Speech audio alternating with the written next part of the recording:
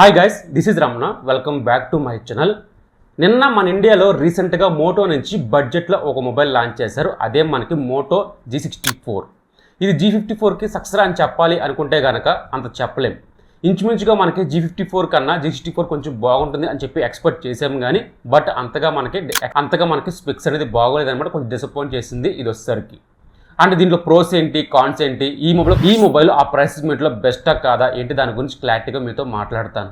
ఒకవేళ మొబైల్ కొనాలి అనుకుంటే ఎవరు కొనాలి ఏంటి దాని గురించి కూడా మీకు లాస్ట్లో డిస్కస్ చేద్దాం అనమాట. ఇప్పుడు మన టాపిక్లోకి వెళ్ళిపోదాం. నా పేరు రమణ, మీరు చూస్తున్నారు Ramana tech life. Please like చేయండి మన రమణ టెక్ లైఫ్ని. ఇంకా టాపిక్లోకి వస్తే ఫస్టే మనకి ప్రోస్ గురించి మాట్లాడితే దీంట్లో మేజర్గా వీళ్ళు హైలైట్ చేస్తుంది ప్రాసెసర్. ఇది వరల్డ్ ఫస్ట్ అని చెప్పి వీళ్ళు మెన్షన్ చేశారనమాట.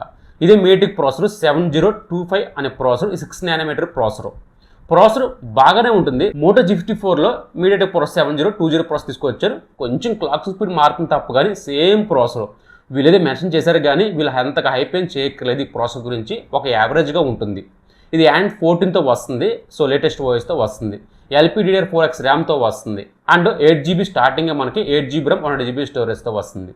సో ప్రాసెసర్ గురించి మాట్లాడితే గుడ్, బాగానే ఉంటుంది. వీళ్ళు ఎక్కువ హైప్ చేస్తున్నారు. బట్ హెవీ గేమ్స్ ఆడగలదా అనుకుంటే కనుక ఆడగలదు కానీ మరి ఓవర్ గేమ్స్ ఆడినా సరే, హై గ్రాఫిక్స్ గేమ్స్ వేసినా సరే అంతగా సపోర్ట్ చేయదు. అండ్ కొంచెం ల్యాగ్స్, ఫ్రేమ్ డ్రాప్స్ ఖచ్చితంగా ఉంటాయి ఈ ప్రాసెసర్ వచ్చేసరికి.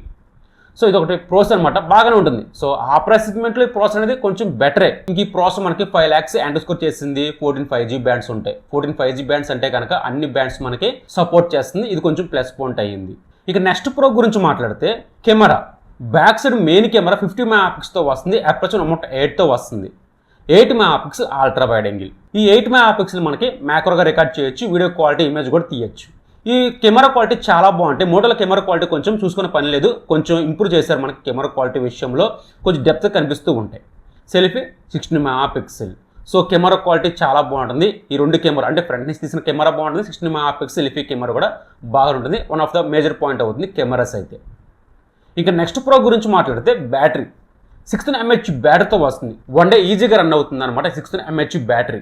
సో మీరు లాంగ్ ట్రావెల్ చేస్తున్నా సరే, లేదు మీకు వెహికల్ మీద ఎక్కువ వెళ్తున్నాను, నాకు బ్యాటరీ బ్యాకప్ ఎక్కువ కావాలి అనుకున్నైతే కనుక 1 day ఈజీగా వస్తుంది. గేమ్స్ ఆడతాను, లో గ్రాఫిక్స్లో గేమ్స్ ఆడతాను అనుకున్నా సరే మీకు 8 hours ఖచ్చితంగా వస్తుంది.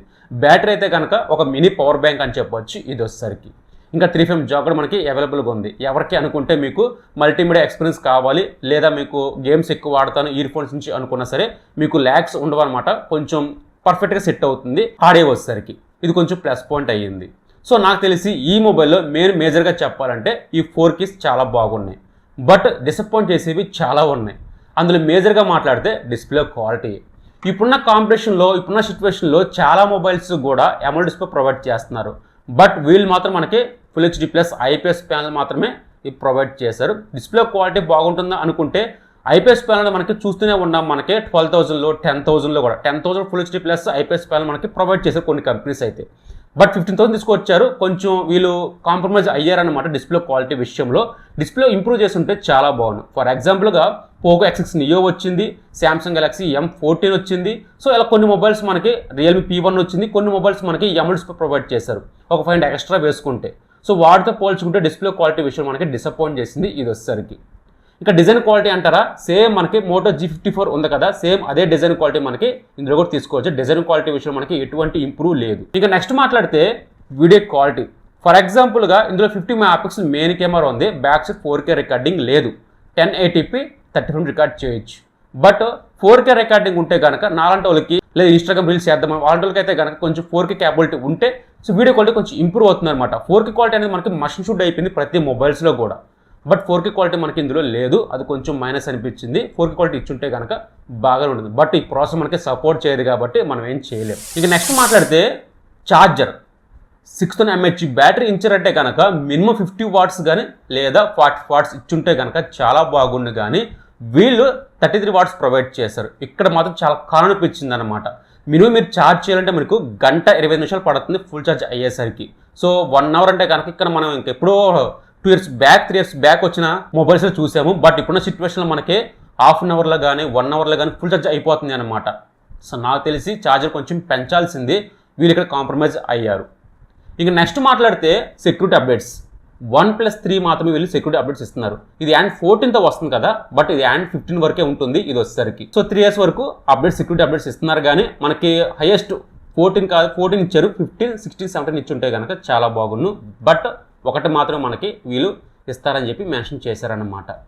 ఇంకా కాన్ గురించి మాట్లాడితే UFS 2.2తో వస్తుంది. సో ఇది ఇంకా వీళ్ళు ఎక్కడో తెలియదు, కానీ 10,000లో వచ్చిన మొబైల్స్ కూడా మనకి UFS 3.1 సపోర్ట్ చేస్తుందని చెప్పి మెన్షన్ చేస్తున్నారు. బట్ వీళ్ళు మాత్రం UFS 2.2తో వస్తుంది.